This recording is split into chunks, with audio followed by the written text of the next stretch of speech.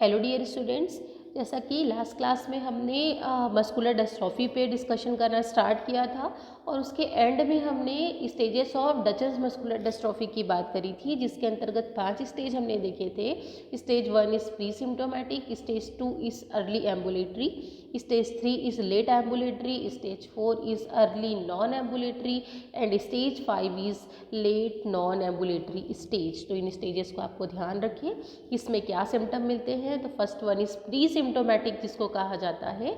इसमें कहा गया है can be diagnosed at this stage if creatinine kinase found to be raised और इफ पॉजिटिव फैमिली हिस्ट्री। यहाँ पे आप इन्वेस्टिगेट कराएंगे तो क्रिएटिन काइनेज जो है वो हाई साइड मिलेगा। Might show development delay but know get disturbance, इस बात को आप ध्यान रखिए। Second one is early ambulatory, यहाँ पे गोवर्ट साइन जो है पॉजिटिव मिलेगा। आगे हम बात करेंगे what is Gowers sign. Waddling gait मिलेगा पेशेंट में, है ना, गेट में हम डिस्कशन करेंगे आगे। Might be toe walking, can climb stairs. Late ambulatory stage में increasingly laboured gait, losing ability to climb stairs and rise from floor. ठीक है, धीरे धीरे जो है डिफ़िकल्टीज जो है वो बढ़ती जा रही है। स्टेज 4 की हम बात करिए तो might be able to self propel for some time, able to maintain the posture, might develop scoliosis.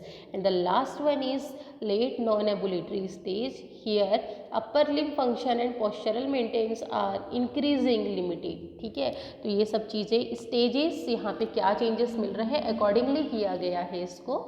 ठीक है, इन्वेस्टिगेशन की हम बात करें तो EMG आपको पेशेंट को कराना है, check the health of the muscle and the nerve that control the muscle.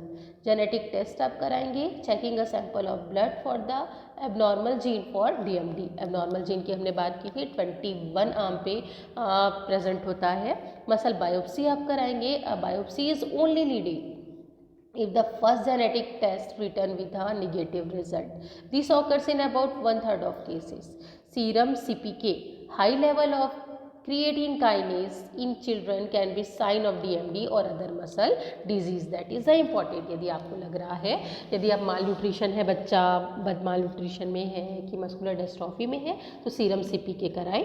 यदि CK जो है ये लेवल बढ़ा हुआ है तो आप सस्पेक्ट कर सकते हैं कि it is muscular dystrophy. Diagnosis आप पेशेंट की एक बच्चे की गेट से करेंगे, वार्डलिंग गेट मिलेगा। ठीक है, उसके बाद Ober test, Thomas test, myopathy changes in EMG, ये सब है। ये सारे टेस्ट देखो लिखे गए हैं। थॉमस टेस्ट कहा है for flexion deformity of the hip, keep one hand under the patient's back to ensure that there is no lumbar lordosis, fully flexed one hip, if the opposite leg lift off the couch there is a fixed flexion deformity as the pelvis tilts a normal hip would extended along the leg of remain of the couch. Ober stage देखिए, आपको lateral position में सुलाना है और नी band करके अपनी तरफ उसको करके देखना है ना। उसके बाद यदि ये नेगेटिव है कि पॉजिटिव है, ठीक है, तो नेगेटिव होगा तो ये इनवर्ड मूवमेंट क्या होगा, फ्लेक्शन होगा काफ मसल और पॉप्लिटियल फोसा का, और यदि पॉजिटिव है तो ये एक्सटेंडेड होगा। ठीक है, ये है ओबर्स टेस्ट। उसके बाद हम अब मैनेजमेंट की तरफ चले इस मस्कुलर डिस्ट्रॉफी की। सबसे पहला लिखा है कि Duchenne muscular dystrophy has no cure, इसका कोई परमानेंट क्योर नहीं है। Despite this management focus on to maximise the life expectancy as much as possible. फिर भी आपको कोशिश करना है कि जो बच्चा है उसकी लाइफ को अच्छे तरीके से आप जो आगे की लाइफ है उसको अच्छे की तरीके से आप कराने के लिए उसको आप मेडिसिन देते हैं, बट उस डिजीज़ का परमानेंट क्योर नहीं है। Special attention is required to maximise cardiopulmonary function and prevention delaying the secondary changes, है ना। जो कार्डियोपल्मोनरी इम्बैरेसमेंट चालू हुआ है, स्टार्ट हुआ है, उसको वो आगे और कॉम्प्लिकेट ना हो, इसके लिए आप जो है मैनेज करते हैं। थेरापेटिक गोल की हम बात करें to prevent contracture that can lead further disability and pain. चूँकि बच्चा चल फिर नहीं रहा है, कॉन्ट्रैक्चर डेवलप ना हो, इसको आपको रोकना है। To maintain maximal muscle strength and endurance the prevent disease atrophy. इसके पास इस आयुर्वेद में सस्तिक शालिपिंड स्वेद है, राजयापन बस्ती है, इन सब से स्पेशली अंड स्वेद है, सस्तिक शालिपिंड स्वेद है, इन सब से आप मस्कुलर जो स्ट्रेंथ है उसको मेंटेन करके रख सकते हैं। तो मॉडर्न साइड भी यही कहता है to facilitate maximal functional ability by using appropriate adaptive equipment to maintain maximal respiratory muscle strength and movement of secretions. तो यहाँ पे प्राणायाम लंग एक्सरसाइज का अच्छा रोल देखा गया है। रेस्पिरेटरी केयर मॉडर्न साइड पे for the maintenance of maximal respiratory muscle strength and movement of secretions that child and family can be taught simple breathing exercise है ना, stressing diaphragmatic breathing, full chest expansion, air shift, rib cage stretching, ये सब modern side पे है, आप अपना प्राणायाम advice कर सकते हैं। Dysphagia care oromotor problem interfere with eating and swallowing, जिसके कारण आपका बच्चा मालन्यूट्रिटेड हो सकता है। फॉलोइंग टेक्निक में improve swallowing and allow the child to continue taking food orally, उसकी positioning, increase sensory input, volume changes in food, ये सबको आपको ध्यान देना है। न्यूट्रिशनल केयर पे आपको ध्यान देना है। A healthy active child require approximately 2400 calories per day to maintain weight and growth, ठीक है। For maintaining of weight of DMD child needed about 1200 calories और less as their sedentary and dependent lifestyle. A healthy low-fat diet should be encouraged with adequate bulk of food, stool softener and fruit to facilitate bowel function and motility. Special attention should be taken for malnutrition, तो इन सब पे आपको ध्यान देना है। Next one is musculoskeletal care. Progressive weakness in DMD generally result in secondary changes such as decrease muscular extensibility, joint contracture, bone demineralization and stones, diminish the ability of move actively. इसके लिए आपको proper तरीके से patient को चलाना फिराना है ना, exercise कराना, ये सब चीज़ को ध्यान देना। तो हम देख रहे हैं कि ये जो मस्कुलर डिस्ट्रॉफी है इसका कोई परमानेंट क्योर तो है नहीं, लेकिन आपको जो मल्टी डायमेंशनल अप्रोच है कि जो भी उसमें सिम्टम डेवलप हो रहे हैं कि न्यूट्रिशन को असेस करना है आपको, है ना, उसके पोस्चर को करेक्ट रखना है, पल्मोनरी एम्बैरसमेंट ना हो इसका आपको ध्यान रखना है, उसके बाद आपको डिस्फेजिया केयर कराना है। तो मल्टी डायमेंशनल अप्रोच रखने हैं आपको for maintenance of muscle strength and encourage the functional activity. Sub maximal exercise protocol should be recommended, ठीक है। The exercise programme consisted rolling, trunk stabilisation, neck and head control, stretching, intensive weight bearing in standing with bilateral long leg cast और below knee cast. तो ये सब करके आपको exercise उस जो बच्चे हैं उसको करने को कहना है, ठीक है।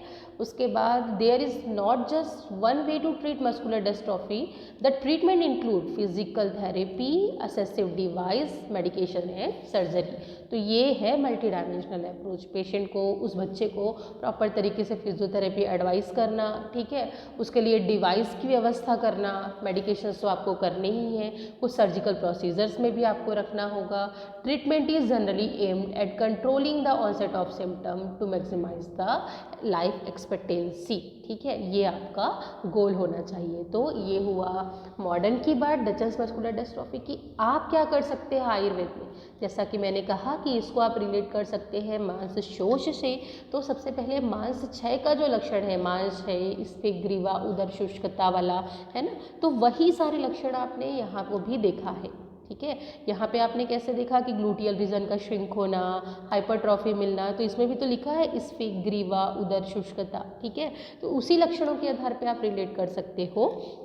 तो मांसय के लक्षण आपको यहाँ पे लिखने हैं, ठीक है। उसके बाद मांसवा स्रोतोदुष्टि के कारण आप यहाँ पे ऐड कर सकते हो सकता है उसमें एक कारण हो, ठीक है।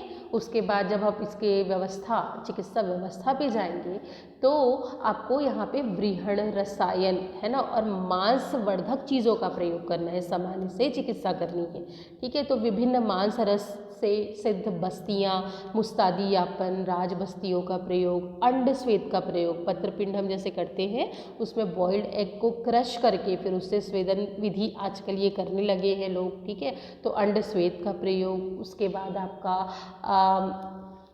जो हमारा सस्तिशाली पिंड स्वेद है ना, उसका बहुत ही अच्छा इसमें इफेक्ट देखा गया है किसी भी मस्कुलर डिस्ट्रॉफी में। तो ऐसे जो बहिपरिमार्जन और अभ्यंग और सर्वांग स्वेदन का जो प्रयोग है आप पेशेंट को कराते रहे रेगुलर बेसिस पे, ठीक है। उसके बाद चूँकि हम न्यूरोमस्कुलर जंक्शंस की बात करते हैं, मांसगत विकार की बात करते हैं, है ना, तो वहाँ पे बात का तो प्रीडोमिनेंस देखा ही जाता है, तो इसलिए अभ्यंग स्वेदन का प्रयोग, बस्तियों का प्रयोग यहाँ पे भी करना है ना, एक्सटर्नल अप्लाई कराना है।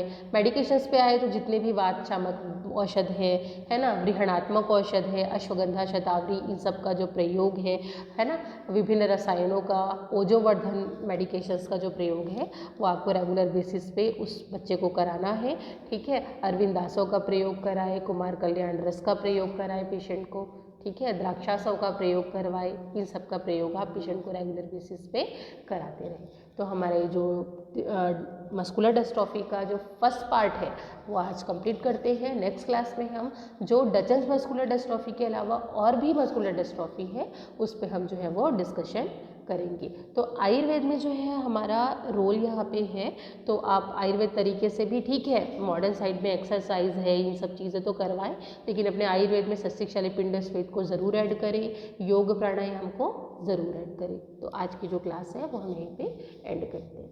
Thank you.